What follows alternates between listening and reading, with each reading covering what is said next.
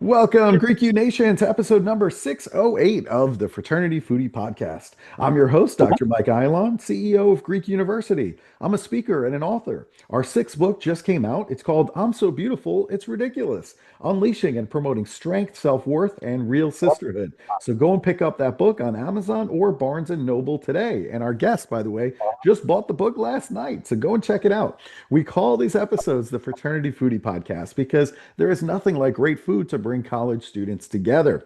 Fun fact, I am not a poet, okay? I'm a writer. I'm not so sure that I'm really a poet, but I do appreciate those people who actually have that skill, including our next guest. Leonarda Minutillo is a poet, a writer, a teacher, a mom, and a speaker, even in ASL. She studied at York University in Toronto with an honors BA with physical education and psychology. She also has a degree from the University of Toronto, B.Ed at York University, and then with an International Rotary Scholarship. She attended Gallaudet University in WDC, the only university in the world tailored to deaf students. It was a dream come true.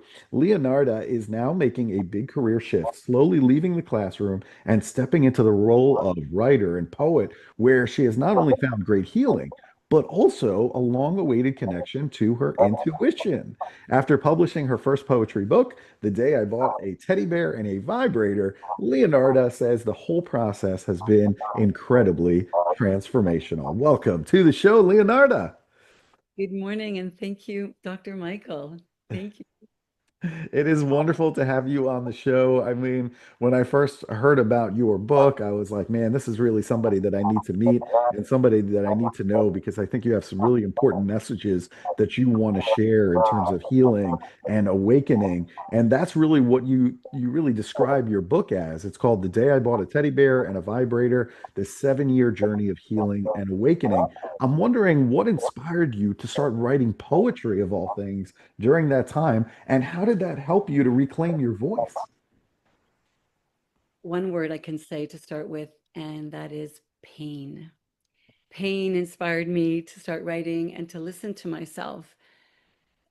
And when I was in my 20s, I didn't face my pain. I avoided it at all costs.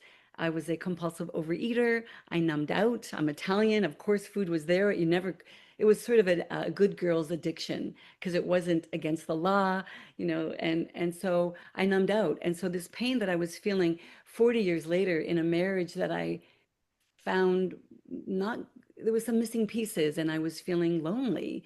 And I followed all the rules in life, get a degree, get married, have a child, and yet something wasn't fitting. So, I mean, some people call it the gift of dissatisfaction. What is going on here? I've done everything right, and I'm a good person. So the pain and the loneliness and the confusion, I started to just get up at night and write words on paper. And there I was listening to myself. Oh, and there's more. And then I wrote more. And it was more than 7 years, but that's kind of what the book covers is the live poetry over a 7-year span. And it was just like, okay, there's my voice, there's my inner voice. And that's the beginning. That was the beginning of writing this book. And in my preface, I say, the book speaks for the times in my life that I didn't. Mm. Wow, that's pretty powerful stuff. And so you talked about the book and how that started, and your work really explores vulnerability and courage, I think, in very profound ways. How did learning to listen to your intuition, maybe through the process of writing the book, how did that change the entire trajectory of your life and your career? Mm. Well, initially, as a younger person, I knew intuition was out there, but I wasn't very good at listening to it.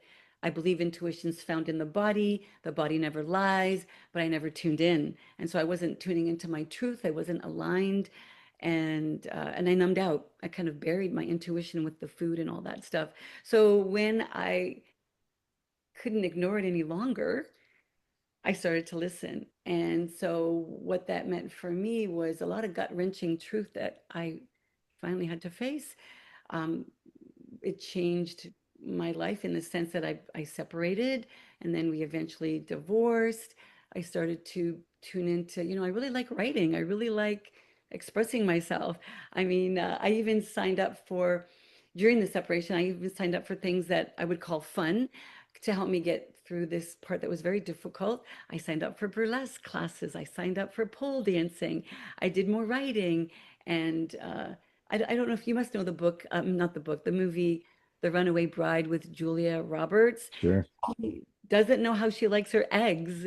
And I feel like that was part of the process is how do I like my eggs? I mean, women and girls were conditioned to ignore our own needs and like what the guy likes. And so, this is a process of deciding and figuring, not deciding, but figuring out what I really like and what aligns with me.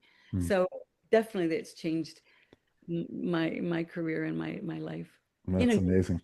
in a good way. But divorce is super hard. I wouldn't say that's just a hard another story. Yeah, for sure. It's hard, no question. A lot of people that are listening, I'm sure that they've experienced or are about to experience at some point heartbreak and self-doubt, but many of them might be looking just at an empty page. So you called this process becoming your own poetry shaman. I mean, what does that mean? How can college students channel creativity to heal from that heartbreak and self-doubt? To me, shaman means healing. I know there's a greater definition behind it, and I mean to even use that word, I feel a little bit like unqualified because it's such a beautiful role. But for me, it just means healing, and poetry allowed me to heal those parts of me that were so important to look at and notice and pay attention to. And of course, of all the addictions we can have in the world, love and falling in love with someone is the hardest one to break. Not to say that all love relationships are addictive, but it's when a heartbreak happens, it is so hard. Um, I mean, people end their lives over it, which is really scary. It's intense.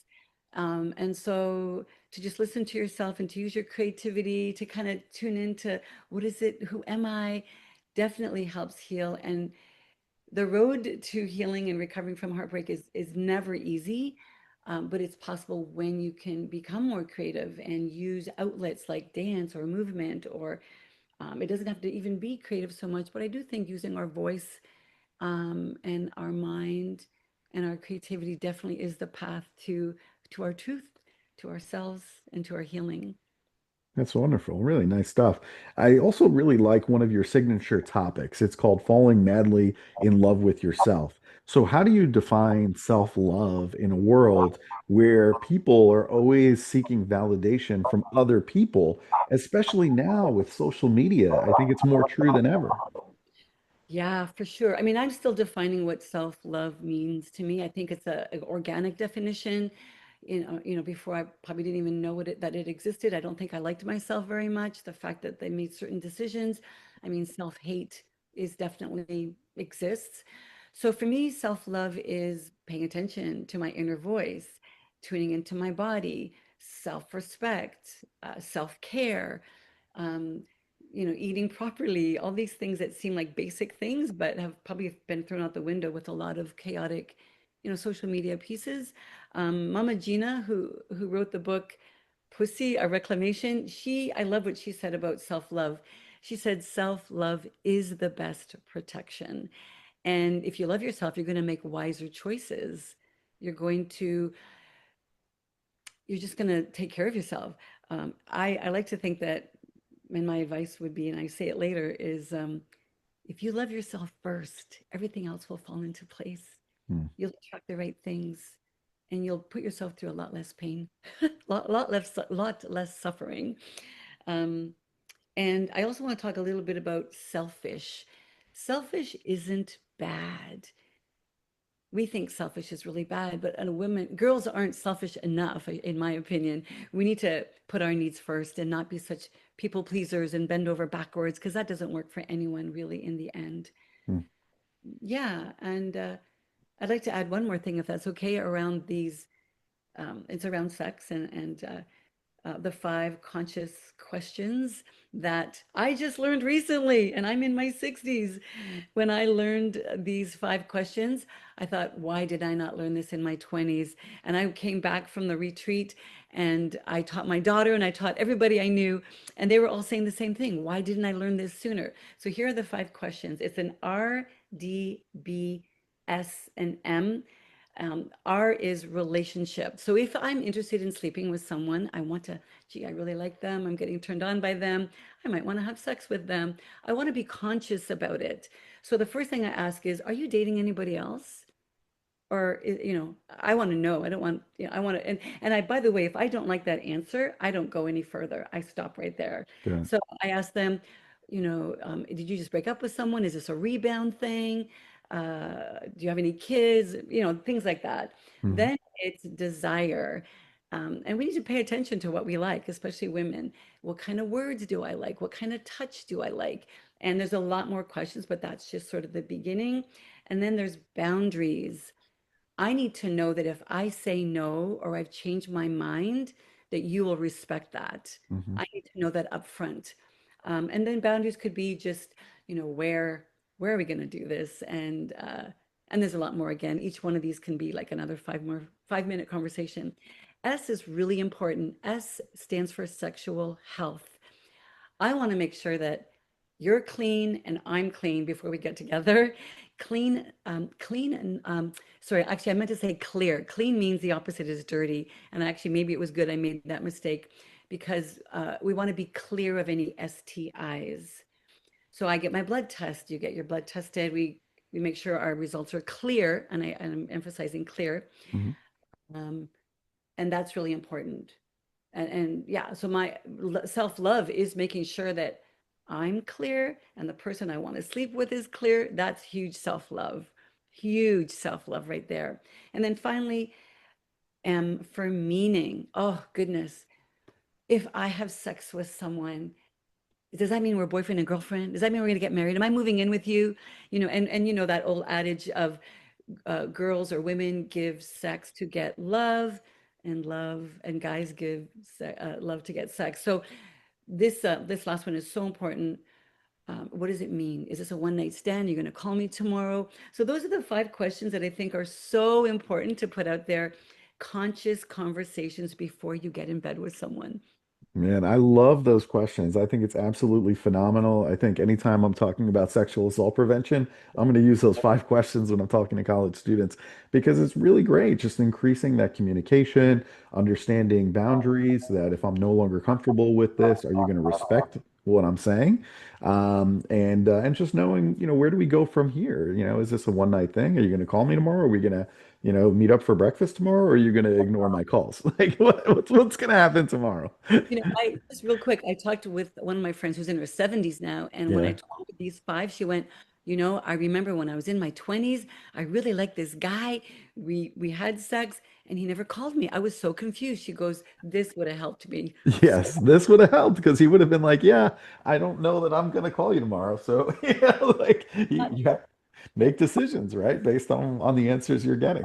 Really good stuff. I really like that a lot. You also talk about the PI principle, P-I-E, and that stands for pleasure is everything, but it's not exactly what our audience might think. Can you explain what the PI principle is and how pleasure connects to authenticity and well-being? For sure. And funny that I just talked about sex, right? And the first thing people might think about pleasure is related to sex. And it certainly is one part of it, but it's not the whole picture. So, if you can't have pleasure in the bedroom, then how are you going to have it everywhere else? I mean, there is somewhat of a connection, but it's not the only thing. So if you use your five senses, pleasure is our five senses. It could be watching a sunset. It could be tasting a ripe, delicious mango. It could be, and in my case, I look back to when I first held my brand new baby daughter. I remember when on day 3, I'm a new mom, and I could feel her breath on my arm. And I have to tell you, that sent me to the moon. Her breath, just breathing on my arm, that's pleasure. That's a sensual experience. So pleasure can be more than just in the bedroom.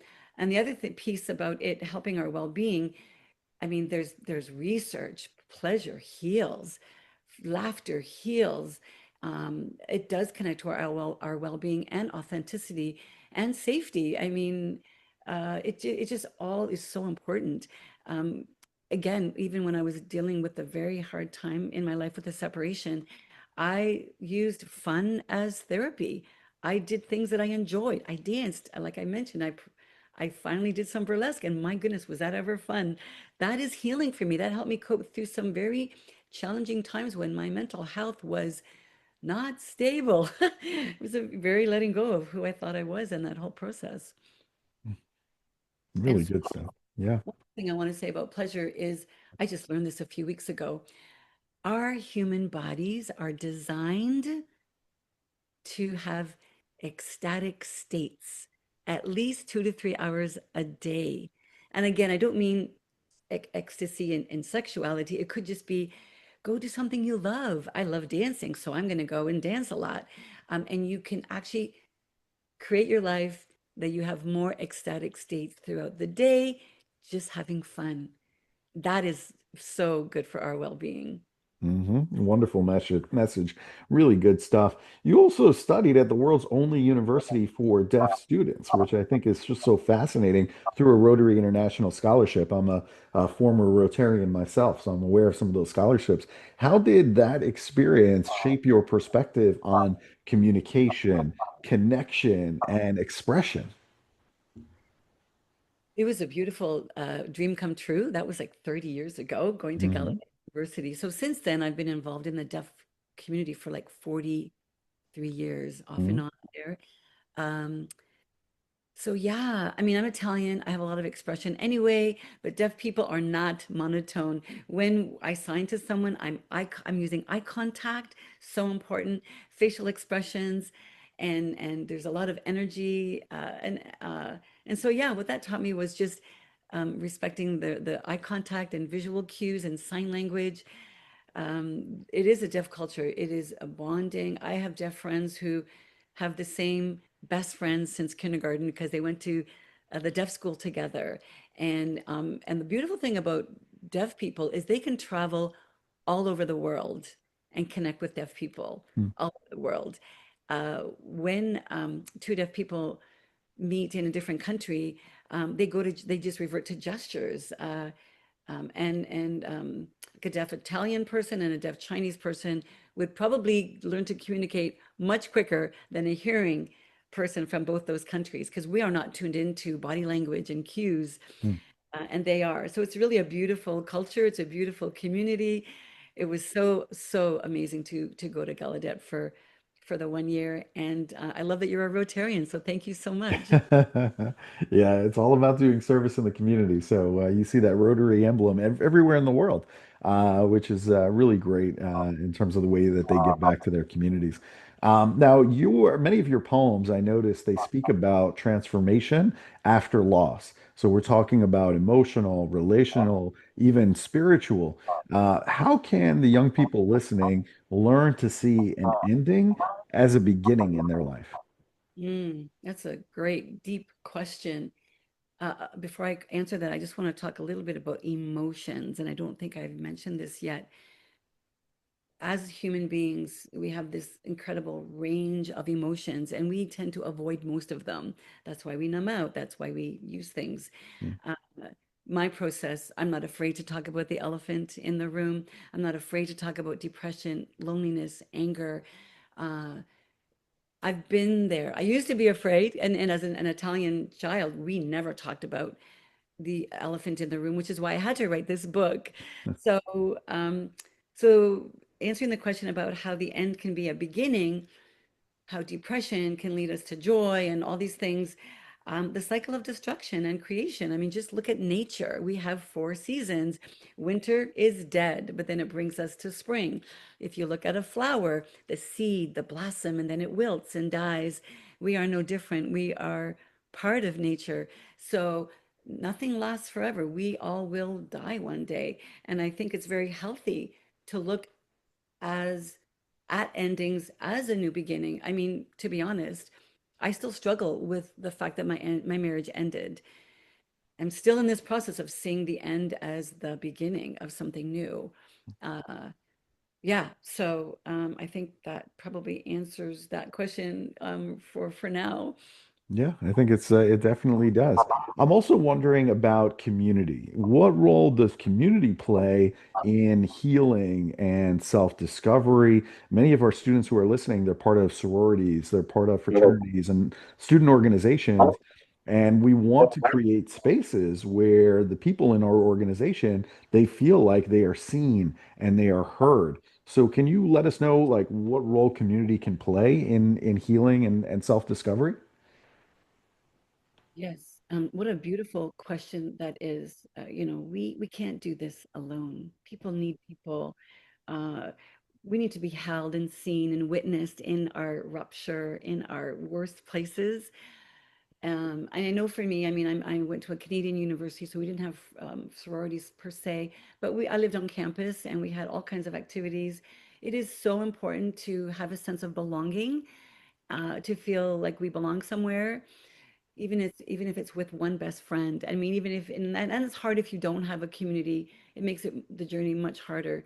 Talk to the custodian, go talk to a teacher, make a friend with a stranger. Gee, I like your shirt, and just start conversations. During this time when I was going through my separation, it was also COVID. So it was hard to have that community, but I did sign up for a few online classes. I still keep in touch with some of the women today. It's so beautiful, the intimacy that we have, even though it's virtual. I still felt held and seen during those tough days. And like I said, I still keep in touch with them. I've even met some of them in person. So we definitely need family. I had my sister, I have to say, a big kudos for my sister Maria. She calls me every Monday during my time. Actually, even 4 years later, we're still doing Mondays with Maria. She was my rock. She is my rock, and we can't do it alone. We have to find someone to be there for us and be their rock too when it's time. Hmm. Yeah, that's one of the reasons why I love fraternity and sorority. I think we all need each other. We need community to support each other when we're down, and I think that's what it provides. It provides belongingness and love. And I think every human, according to Abraham Maslow, anyway, every human needs that belongingness and love, and I think it provides that in spades. You're also transitioning from teaching to writing and speaking full time. So I'm wondering about that shift from teaching to writing and speaking. What did that teach you in terms of courage and reinvention? Mhm. First of all, I want to say I love Maslow's hierarchy of needs. Um, yeah, it takes courage to make changes. Comfort is is a killer. Getting comfortable, we kind of fall asleep and we miss our life. So it takes a lot of courage to make a change. My mother wanted to be a teacher and she didn't become a teacher. She's from Italy, the old country, and didn't have the opportunity. So of her 7 children, 4 of us became teachers. And I was one of the teachers. So I'm blessed that I'm a teacher and I'm just sort of leaving the career right now this next few months. And the overlap is the writing. Um, and it takes courage to write as well. I mean, am Hmm. I really going to publish this book? It's so personal. It's so vulnerable. Do I want to really expose myself to the world? But then, as Jack Canfield said, it's so universal. It's such a connecting piece, and we all go through those feelings. So yeah, to reinvent ourselves, or even just to uncover who we really are in the end, takes a lot of courage. Um, and to not be afraid to really listen to your heart's desire. Yeah, it does take a lot of courage to write and to expose yourself, like you were talking about. I mean, I feel like a lot of our listeners, I'm sure they're on some path of healing at some point in their life, and maybe they start writing and they look at what they put down on the page and they're like, "This is terrible. Like, this is not good." So, if you could give one piece of advice to your younger self, the one who was just beginning to write, what would you say to yourself? Like just one piece of advice. Yeah. um, Trust yourself. Really slow down, close your eyes sometimes, even before you speak. You know, close your eyes and look deep within. And the truth is always there. The body does not lie. So yeah, trust yourself would be number one. Listen to your body, um, and and just really be a master at learning and listening and following through on your own intuition. Hmm. Yeah, When I really say, good advice. I like that a lot. sorry, when I say younger self, I mean my 40s. You mean like 5 years ago? But I mean my younger self. Oh gosh, 20s was such a hard time for me. I didn't know who I was, and I was such a people pleaser. It was, I mean, I look at that woman now and I go, "Oh gosh, I have self-compassion." And that might be another really big wisdom is the self-compassion piece. Yeah. Yeah. Very important. I like that you shared that. That's really, really good. Now, I love good food. I think that's my weakness. And as you're Italian, so you understand what I mean by this. Like, really, really love good food. So the next time I find myself in British Columbia, in Canada, where should I go in order to get a great meal? I love food too. Yeah. I know. So well, there's the oldest vegetarian restaurant in downtown in Vancouver, and it's called the Nom, N-A-A-N, sorry, N-A-A-M, the Nom, and it's a great, delicious restaurant. Also, in Langley, I love the Indian Affair. The Indian Affair. I just love Indian food. I love butter Yeah. chicken. Vegetarian. I will break the rules and have my butter chicken. Butter chicken is good. I'm a little bit more on the spicy side, so I opt for the Vindaloo chicken. It's like super red curry and it's very, very spicy. I love Indian food as well, but it's got to have that kick. Like I need to be really spicy. So I heard in one of your other podcasts you eat salads every. I do. I do. I eat salads every afternoon. I've shifted to kind of this new diet where, a little bit less on meat, but also ensuring that I get enough vegetables and fruits every single day. So, yeah, I've just been able to just eat salads every day, every afternoon. That's what I have for lunch every day. You'll enjoy the nom as Yeah. well. Yeah. Oh, I think I would. There's no question about it. I definitely would. I'm not a full vegetarian. My daughter is. But I'm starting to appreciate it a little bit more as I get older because, man, I mean, my metabolism is not as good as it was when I was in my late teens. So I'm learning that. I need to adjust my eating. Otherwise, I'll be 300 pounds. I won't be good. All right. So, anyway, so if our listeners, if they want to connect with you, it could be for training, it could be for speaking, where should they go in order to connect with you? Yes, that's a very good question. I'm in transition right now. I mean, my current book is published with my pen name, and right now that's an active website. So it's Magdalena Giovanna Rosa, and I will spell that for you. Yes. Magdalena